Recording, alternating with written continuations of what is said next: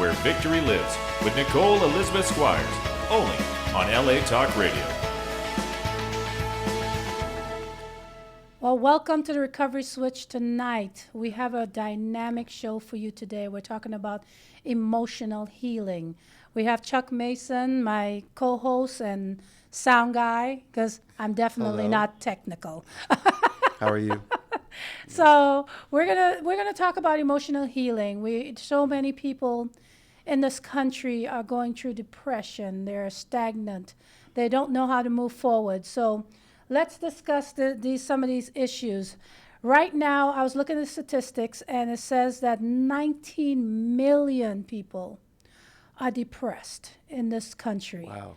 And this is every year. Every year it's reported. And that's the ones who actually report it. They say there's half of the people who are depressed never get help, so there's no way of knowing it. But the ones that are getting help is 19 million. So that's the rest of them, it is a large number, and it's sad. It's sad because sad. I have gone through it. You have gone through it. Yes. And sometimes in the midst of us going through some things in our life, God brings us out to help other people. And I think that's where I got the being a life coach from, because he started sending me people that were depressed and who needed help or has been through abuse or been through different things in life. And so thereby, I was thrown into being a caregiver of people, hearts and minds. Wow, true. So, but they say that people are angry, they want to commit suicide. You were telling me how many people commit suicide the other day. What it was? It's 12 every 12 minutes, right? Yeah, every 12 minutes someone commits suicide. Yeah, that's really sad. That's numbers there. Every 12 minutes. Now think about that in an hour. Every 12 minutes, you're looking at your clock. Someone is committing suicide, and that's sad. It's very sad. So and our purpose here is to try and reach out. If we are seeing our brothers sinking in this quicksand, and we never try and reach our hand to pull them out of the quicksand, how much better are we? Because we watch them get into a state of depression, to anger, to suicidal. So that's what this show is about. This show is about recovery. This show is about forward movement. So I'm going to go into a little bit about how I came into being a life coach and getting to a point where I help people emotionally.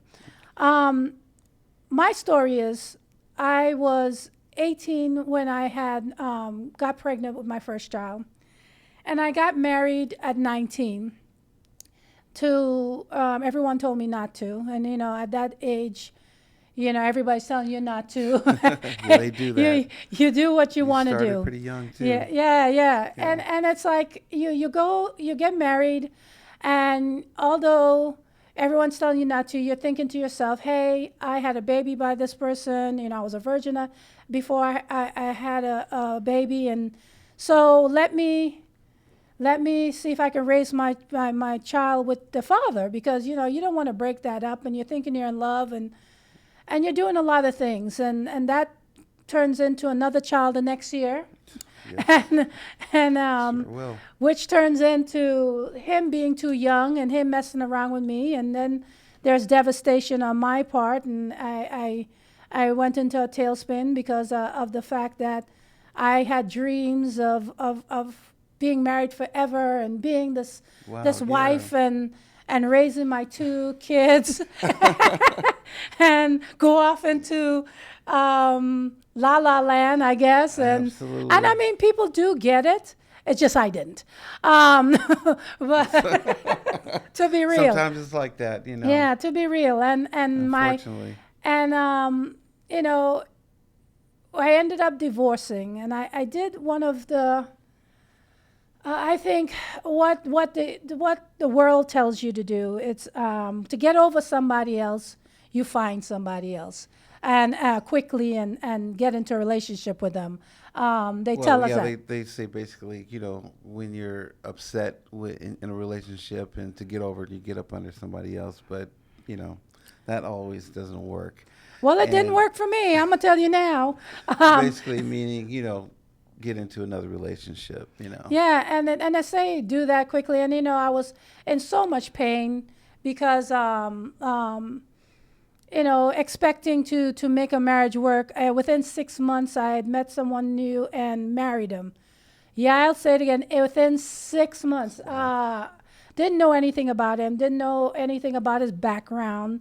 Just he was showing me love and kindness and seemed to care about my daughters and Right. different things like that. And I got into a marriage with a person that I was unequally yoked. What the blessing in this marriage was I got my son, and oh my Yes. gosh, I was so happy to get my son. But the marriage was a marriage of 18 years of hell for me. Wow. I didn't find out the ups and downs of the marriage until 5 years into the marriage. But instead of him being a person that was what do you call it, was promiscuous, he was more anger issue. And that after the marriage, I had to learn to forgive him because of the fact that he was raised that way. His parents treated Right. him like that. So it's a cycle that we go through. So when you hear you get out of a relationship, the best way to get over it, to get into something else, don't do it. I'm just going to say it Don't. right now. Don't. Don't do it because time. I did it It and was a mess. it was a mess. When you lay in the bed and crying silently because you're in something that you're not supposed to be in, it's the worst feeling in the world. So I'm telling you out there that don't do it. And I went into a worse depression. Or take your time. Yeah, definitely take your time. Yeah. I think 23 when I got married again, and so I was young again and not knowing what to do. So the cycles keep repeating my life, and I went into depression, the worst depression. Wow. Yeah. And I felt suicidal myself. But by the grace of God, because of my love for the Lord and constant prayer, I Yes. continued to press in for 18 years Wow. in this 18 marriage. years. In this marriage. Trying to work it out. Right. I don't have anything against him. I'm not a person that communicates with him, but I wish him the best. He's remarried, but we were unequally yoked. Right. But I did get blessed. If anybody know one thing was very happy I had my children.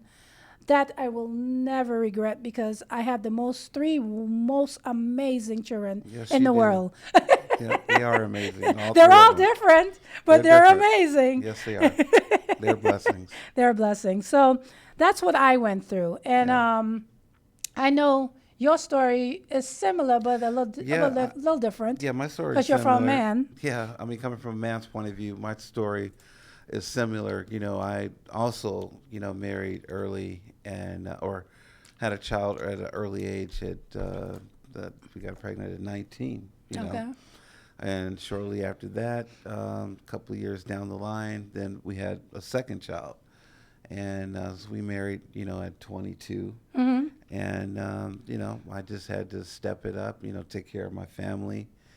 And as time went on, more kids came.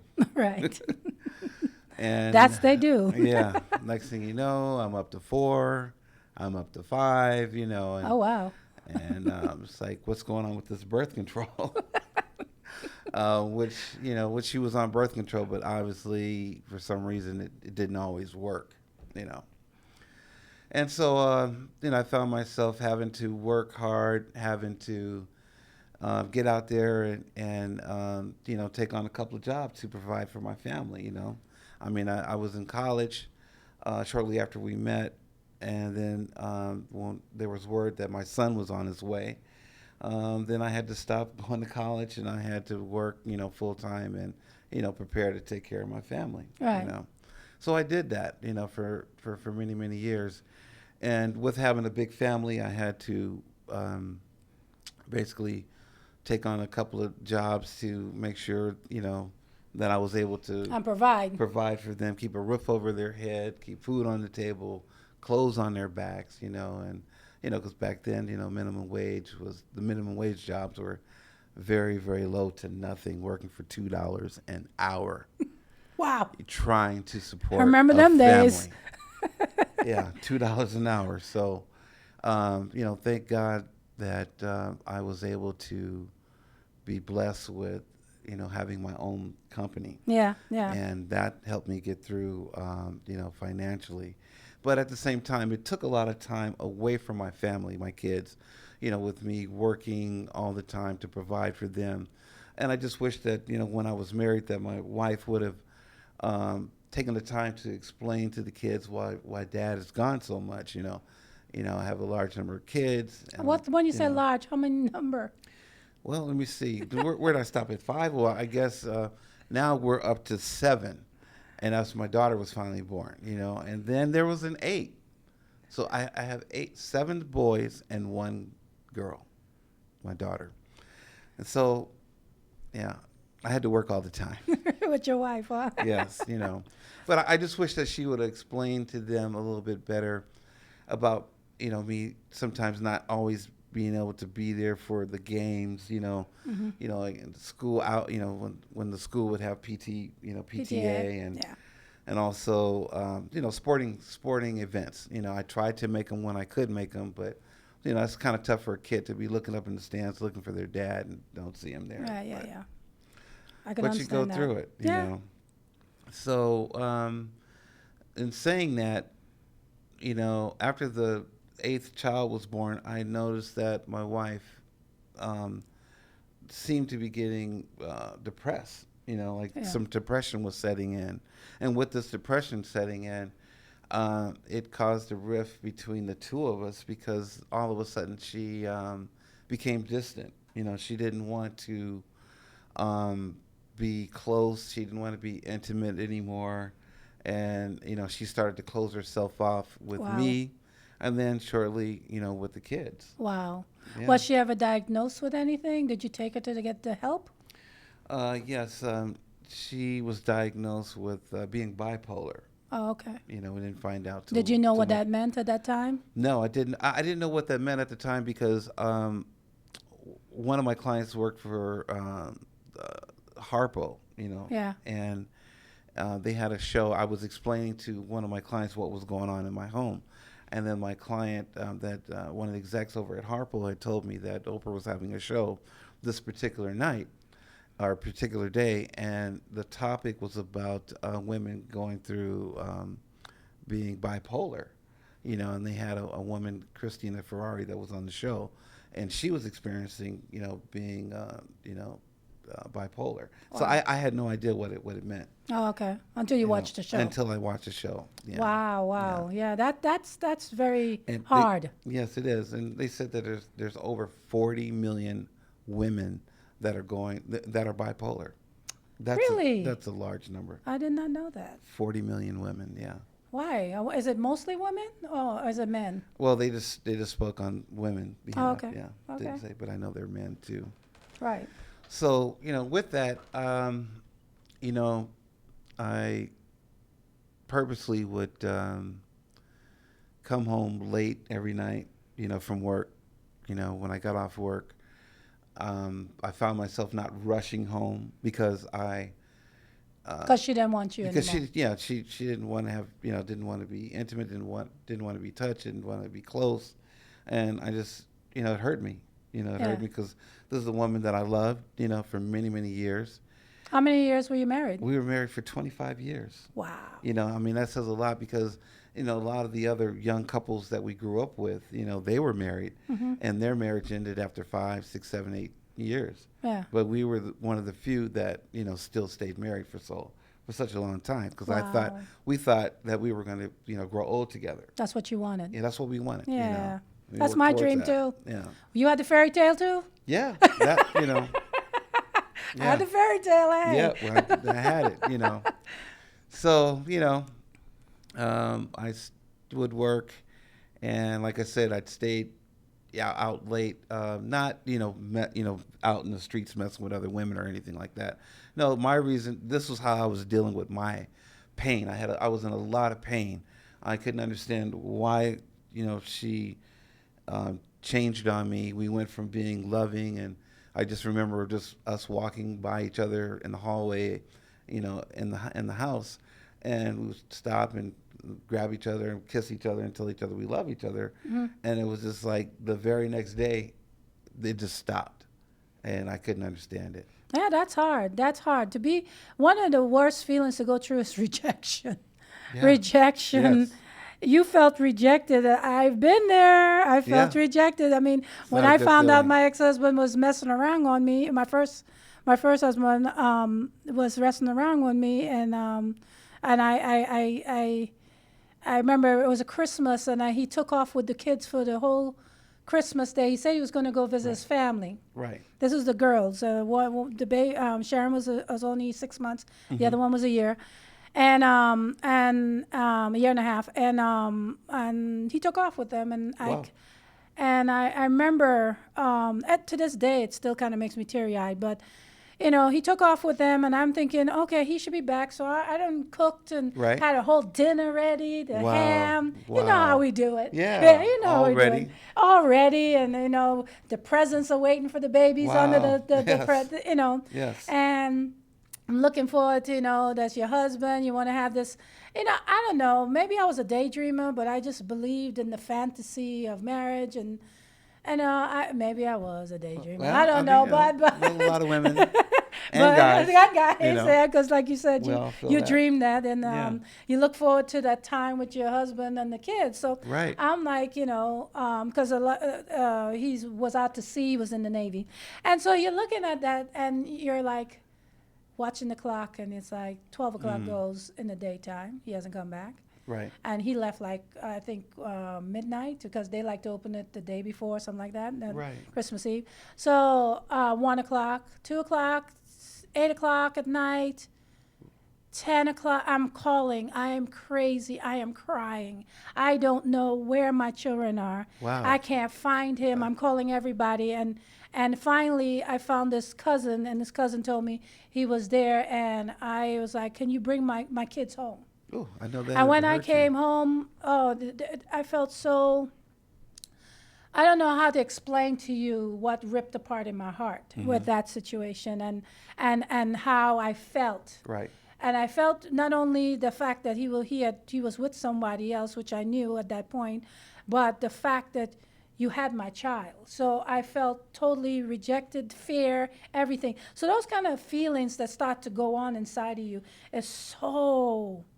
It shakes the core of you. It does. It shakes the core of you. So I understand what rejection is about. Right. But I won't tell you how I reacted when my children came home, because that was a whole nother story. And we Wow. don't got 2 hours. So so go back to what Yeah. you're saying.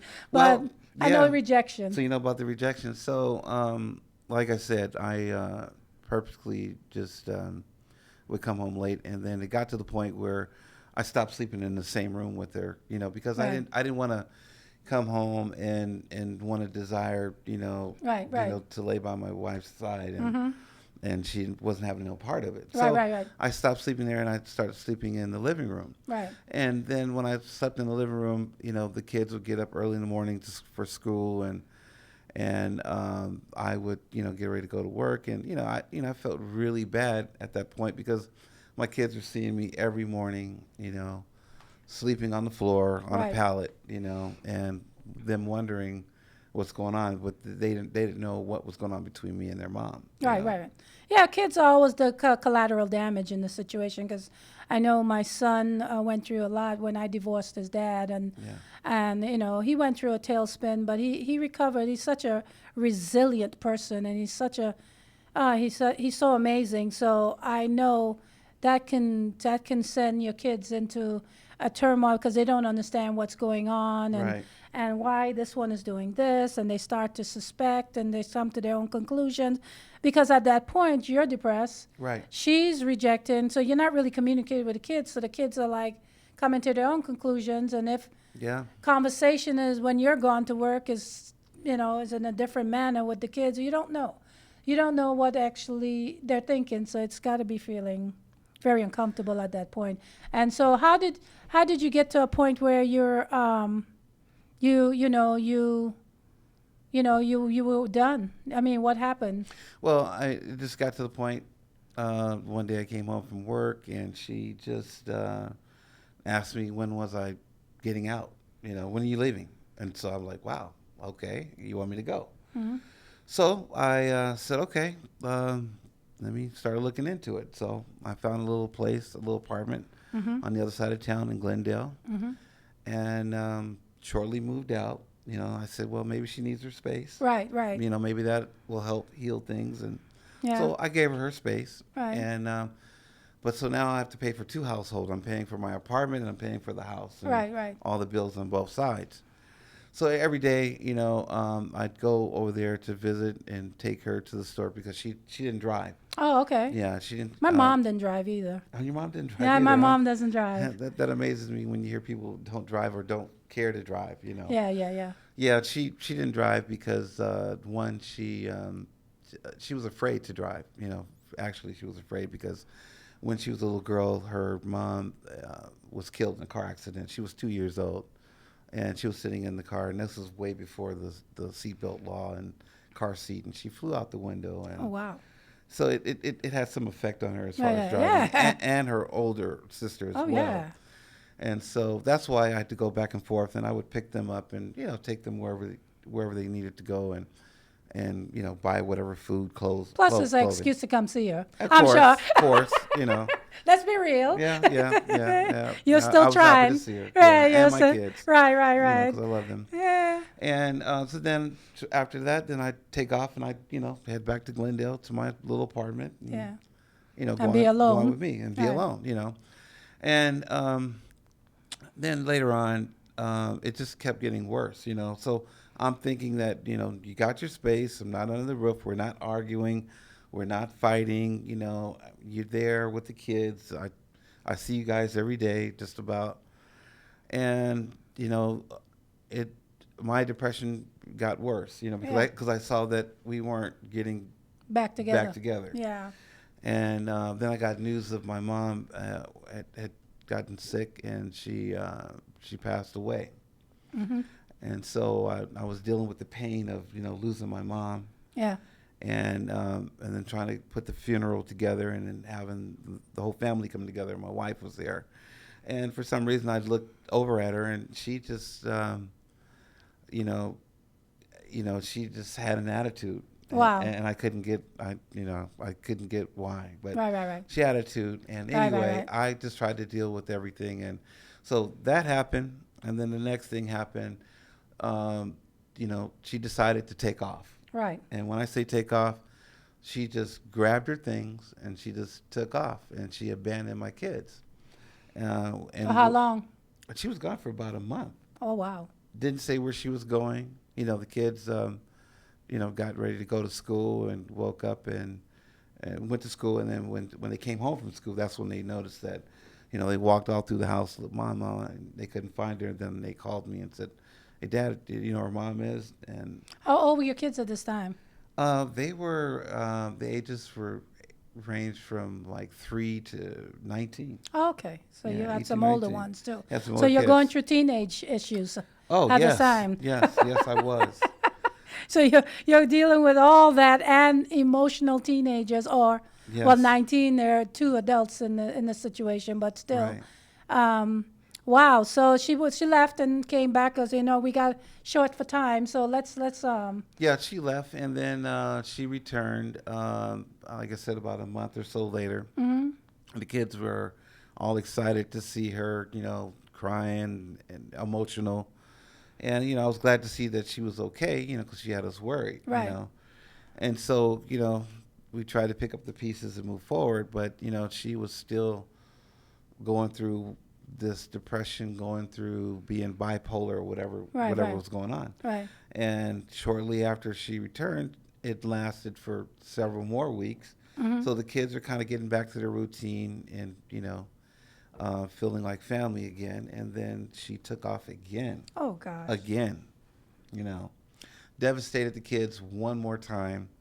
They're all, messed up and Right. depressed, and it was affecting their school. grades and their Right. schooling, and, trying to hold it together. Right. Right. So anyway, they, just it was hard for me, seeing my kids hurt, trying to keep all the emotions together. I'm hurt, they're hurt, And you don't know what to do, basically. and I don't know what to do. Yeah, you're right. Yeah, because I know the feeling. I didn't know what to do, so I Yeah. can imagine. Not to was say anything sad. about a man, but I mean, you Yeah. sound like a man that was working, so I'm sure you didn't really know how to deal with all this because you never had to before. Right. So now you're like, how do I pick this up? And first of all, how do I pick me up? I can't even do that. Far less pick children up. That's true. And so, It's a hard journey. yep, it's a very hard journey. So all of a sudden, she took off a third time, Right. devastated the kids again, and So we're just playing yo-yo. yeah, and Yes, so back and forth, at back this and forth. point, I just didn't know what to do. Right, right. And it lasted for a little bit, then one more time, and then when she stayed gone for maybe 6 months or so, and then she came back one more time, and then this time when she came back, then that's when I had to put my foot down. I said, no, yeah, we're happy you're okay, we're happy you're back, but you cannot stay here. And I was just, trying to protect my kids. I went into protection mode because all the hurt and pain that they were going through. So me stepping up, trying to protect the kids and As telling a man, that's your job. I can Yeah. imagine Yeah. that's what you went into. right, telling her that she couldn't stay there. You can stay wherever, but you can't stay in this household anymore. Right. And so, of course, that automatically made me look like the bad guy. Dad's not letting mom move in. So in front of my kids, now I'm the bad guy because I'm not allowing her to move in. And so she moved back, shortly after that, I allowed it, and You allowed her to move back in. yeah, I allowed her to move back in because it was, It was causing too much problem with the kids. yeah. So, to keep my kids cool, I just said, you know what, just come back. Right. And so she came back, and I noticed one day she was getting dressed, and I noticed that she had these marks on her thigh, and it looked like she had been cutting herself. And so I was concerned. Self-mutilation. Yeah, like self-mutilation. Wow. So I didn't know if it was a part of the depression or what was going on, but I asked her about it. She didn't want to talk about it, and she just walked out of the room. So it just got worse. And like I So said, let me ask you. So you're married to her, and I know you were happy and in love, but I know self-mutilation. So was she becoming? Were you guys Christians? Let me ask you that boldly. Were you even Christians together, or what? What was the situation in the household as far as? What was your religious background? I mean, for me, that's important for me. But I'm curious. yeah, well, I think I'm a Christian for one, but I believe that she didn't believe in God. So she was an atheist. Atheist, Okay. basically. All right. Because there was a time when one of our kids were sick, and we had to rush him to the ER because of his asthma. Right. And One of your kids. yeah, or one of my both kids. right. Yeah, one of my sons. And while we were at the hospital, they had him in ICU, and he had a difficult time breathing. And she turned to me and asked me, "Can you please pray for our son?" And I looked at her and I'm like, "Well, you can pray too. I mean, why can't you pray?" And she goes, "Well, because God doesn't listen to me. He listens to you." Oh, wow. So, Well, yeah, it sounds like there was a lot of issues going on between both of you, not only the religious, they're Yeah. unequally yoked religious-wise, but, it's a sad situation to have to have gone in that state, and you have so many kids together. I admire you guys that you lasted that long. That's just like I tell people, just because I lasted 18 years does not mean it was right. Sometimes you see signs, Right. and you ignore them, and then it starts to develop into worse things, and then the children get affected in the whole situation, and that's why we're here to talk about it. We wanted to tell you the stories because the fact that a lot of you are going through these same stories. It's depression from Hold on. Recovery switch. Hello. Hello, Hi. Hi. Who do we have on? Michelle. Hi, Michelle. How are you? Good. Great. And what question do you Well, my have for us? question is, the stories that you guys are telling are really horrendous, and I want to know, how do you heal from that? Well, one of the things it may sound cliché because a lot of people do not realize forgiveness. Because when you go through that depression and you get anger and you get this thing inside of you that starts to bottle up inside of you, and you really don't know. For me, it was hard for me to forgive me because I felt forgiving that person means that they got away with it. But then I realized my mom had some great sayings. This too shall pass. And then she'd say, I love him, bless him, and release him. Yes. And that would ring in my head to the point that I realized that I had to forgive. But I've looked over some studies that talks about forgiving is for you. A lot of people don't realize forgiving is for you because your body, when you're full of anger and depression, your body tends to go through a heartache and your bloodstream doesn't work right. And the Stanford University, they did a study and they said once some people started forgiving, their heart, their heart muscles improved, the blood flow improved. So one of the way to do it is to start forgiving. You can't look in the past. If you're driving in a car and everybody's driving forward and your car is going backwards, you're going to crash. And when we start looking at the past and dwelling on the past and dwelling on that pain, we never can get out of the cycle. We're like a water going down a drain, and it's just going down. But once we start to look forward and start making steps forward, and the first step is to forgive because everybody's human.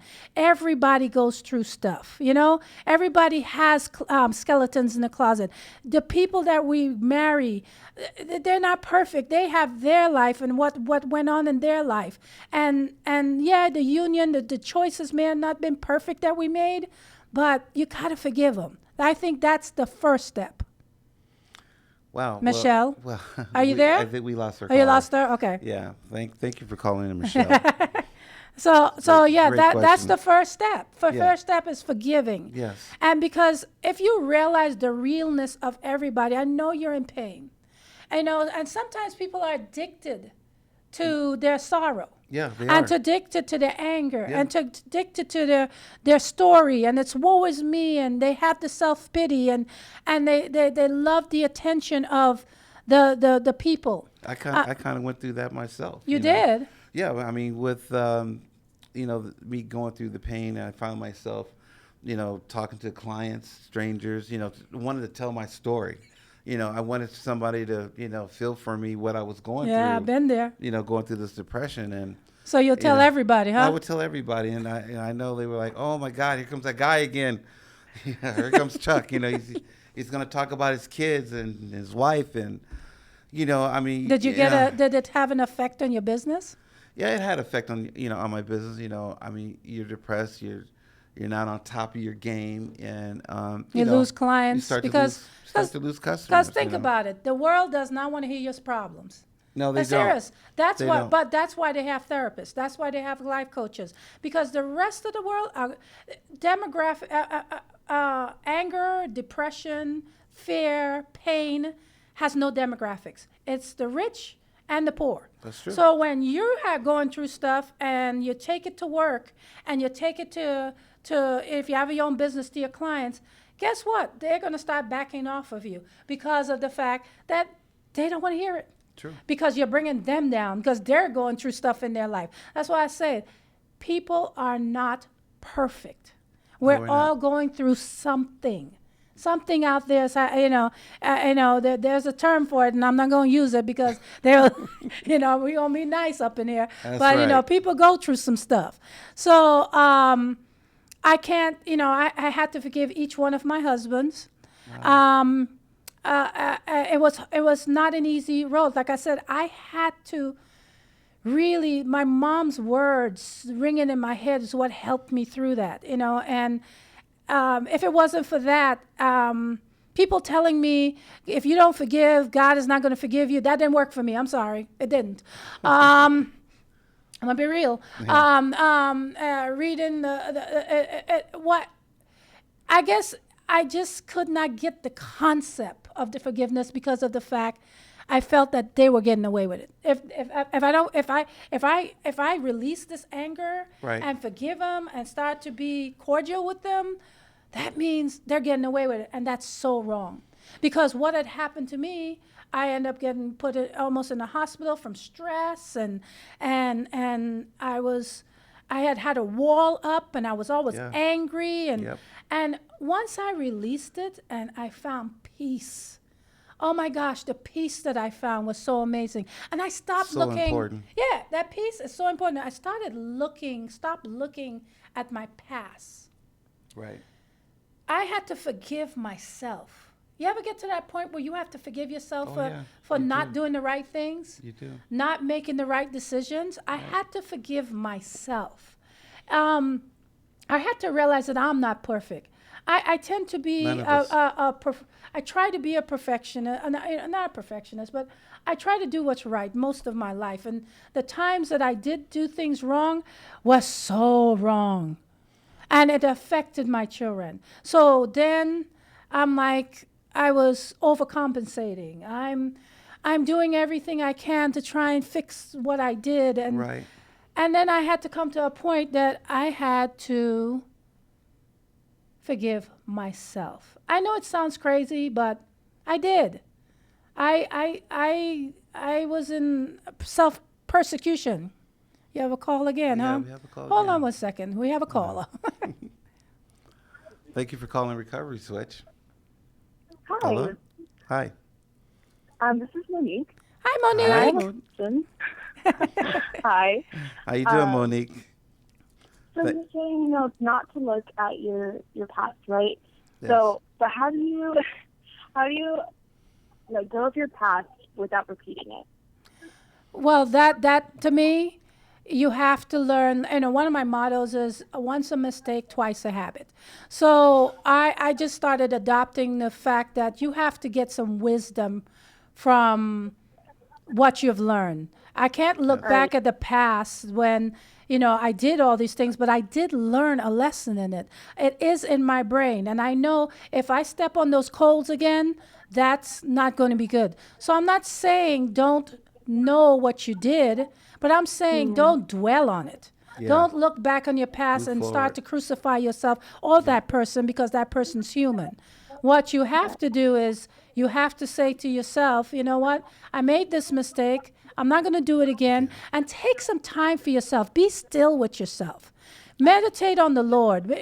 Find where your place is. Have that. For me, Yes. I have to, I learned a lot about me. I learned about my relationship with God. I learned about his power. And for me, it wasn't about religion because I was caught up in the Baptist church and religion. I'm not knocking anything, but I didn't know him for me. And once I knew that and I found peace that surpasses all understanding, that is real. And once you get to that point that you know, okay, I can't do this anymore. This isn't good for me. This isn't good for my spirit. This is not Right. good for my psyche. This is not good for my mental. Nope. This is what I need. And start defining who you are and what you need. Right. You know? Okay. Yeah. Yeah, Absolutely. because you sound like you're young, so you're going to go through ups and downs, and Yes, you are. and from college to whatever. I don't know what you're actually doing, but if you're out there doing these things, you're going to meet people, you're going to learn. But this is a time to learn. Yes, it I is. started at 18, which was young.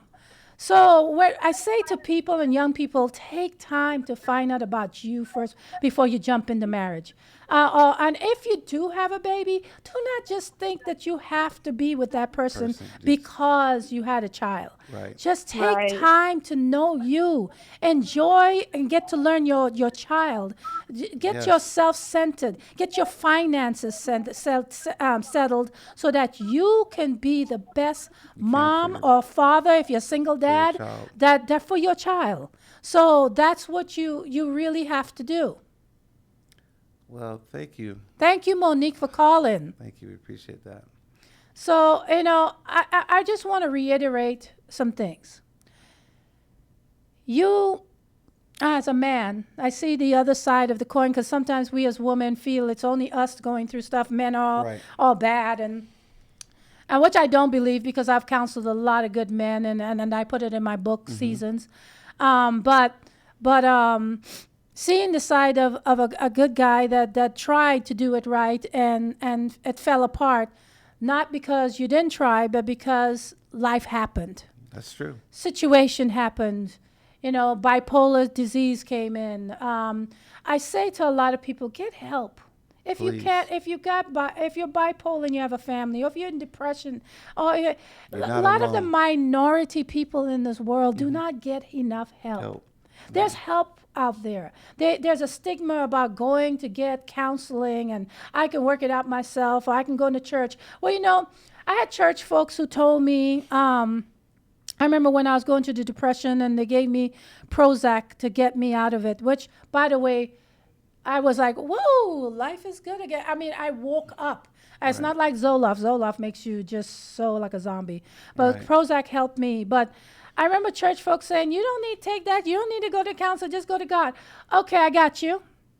But for me, going to counseling and a psychologist for those 6 months helped me. And when they put me on Prozac, it woke me up of a horrible dream that I felt like I was Yes. in. I used to feel like I was shrinking down to a small person Wow. every day, and I was disappearing. That's how bad it got for me.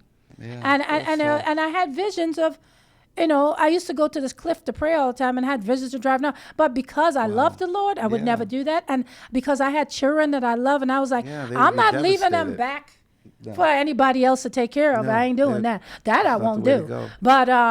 But those are the things that kept me going, and prayer and being focused. But for me, getting help is important. Get very counseling, get therapy, and if you can't do that, find somebody that can walk it through with you. I've walked many people through divorce. I've walked many people through, and even sometimes people come out here in the music business and they find themselves lost. Yes. And I have to help them through that. you do. And there'll be a lot of crying on the shoulders and different things but my experience helped me to help someone else. And sometimes in the midst of your experience, you feel you're going to die and you're not. You're going to make it. Yeah, I it feels guarantee that you, way. just step forward. Make a step forward every single day towards the betterment of you. Invest in you. Yes. Even if it's mental investment, emotional, physical investment in you, and start to climb back that journey to reclaiming you. That Right. situation cannot take you down. Do not let it take you down. Ever. Never. Ever. You cannot you let it can't. get you down. Because on the other You side, gotta stay strong. you will find that wonderful person. On the other side, you will find a better you. You will find your dream. It may be waiting around the corner. For me, it brought out my gifts. My gifts. I didn't know that this is one of the things I was called to do. I knew I had a nurturing spirit, but I didn't know God would have sent me so many people over the years where I've reached in. And because I was so low, because I Yes. had so much pain, he has done it. And I've seen him with you. I see people stop you in the lines and talk to you, and All they're the time. talking, and you're trying to help people through different things. And even in your business, I see you reaching back and helping other people learn this business so that they can have a career and Yes. different things. Because what we have to do in this world is reach back and help one another. If people are dying in a quicksand, our job is to pull them out. So, Quick. because Don't let them sink. at the time for me, I had no one to pull me out. At the time for you, Nope. you had no one to pull you out. No. But it took us hard. fighting and clawing. That's why I'm saying if you're laying on that floor right now, or you're laying on that bed depressed, get up. Get up. Just get Do up. something. Yeah, do.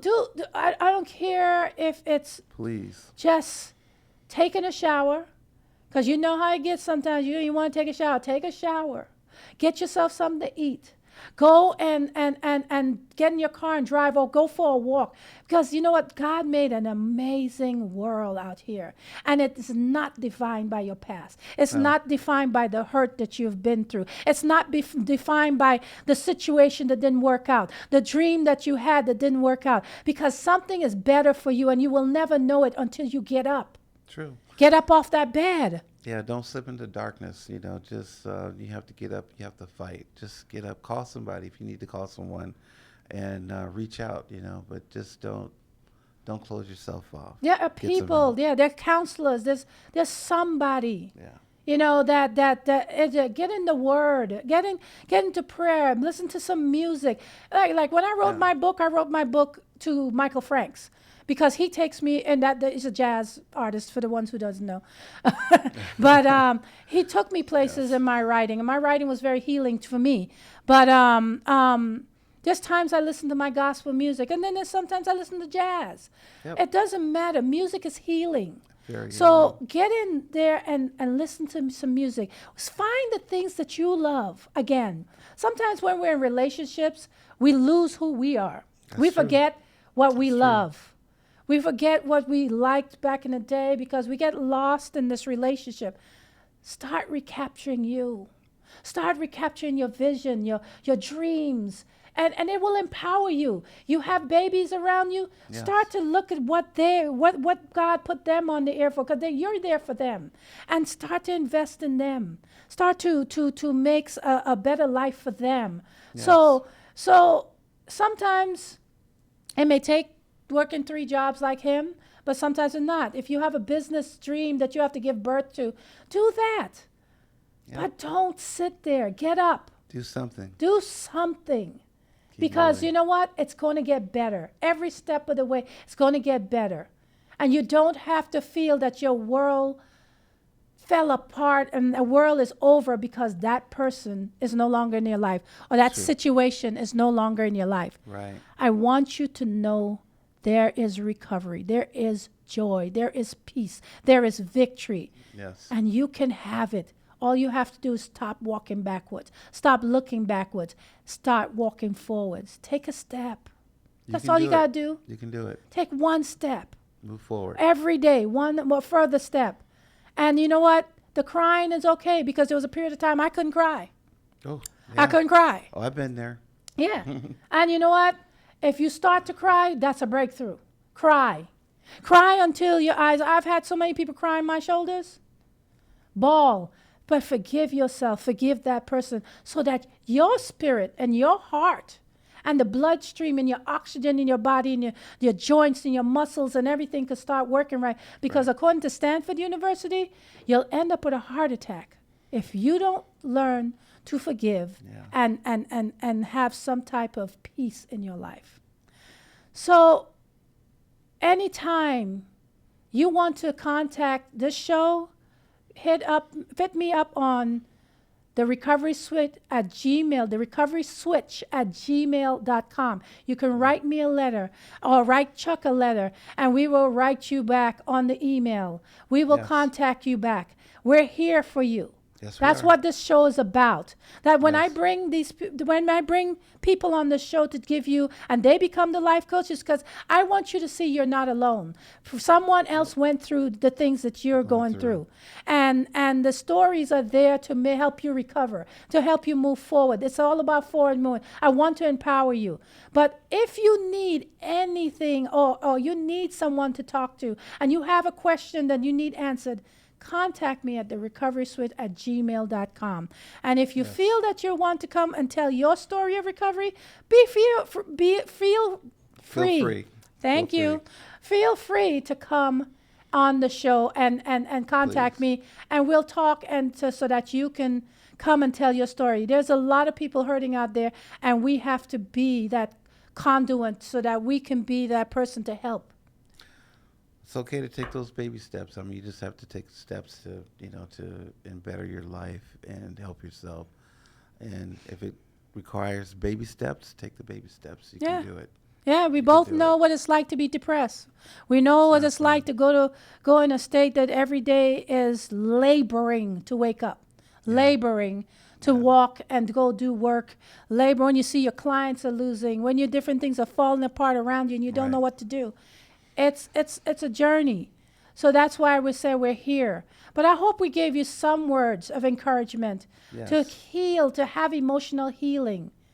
You can do it. Don't give up. Don't give up on you. That is the No. past. That person is the past. You're worth it and you're amazing. Yes, you are. I want you to know how amazing you are. Get up and do something, like he said. You have a future. Yes. Trust me. It's there. So thank you for coming to Recovery Switch tonight. Thank you. We hope that it makes a difference in your life and that you will become a person of victory. And like I said, anytime you need to contact us, please contact us. We thank you we have a YouTube channel now, and please go and subscribe so you can see all the past videos. I'm telling you now, it will enlighten your spirit and Yes, your it will. heart. It will give you revelation. It will give you some empowerment. So Yes. please go subscribe to our YouTube channel. And it's Please. Recovery Switch / Nicole Elizabeth Squires. And watch the videos. We thank you for your support. And again, good night and night. God bless. God bless.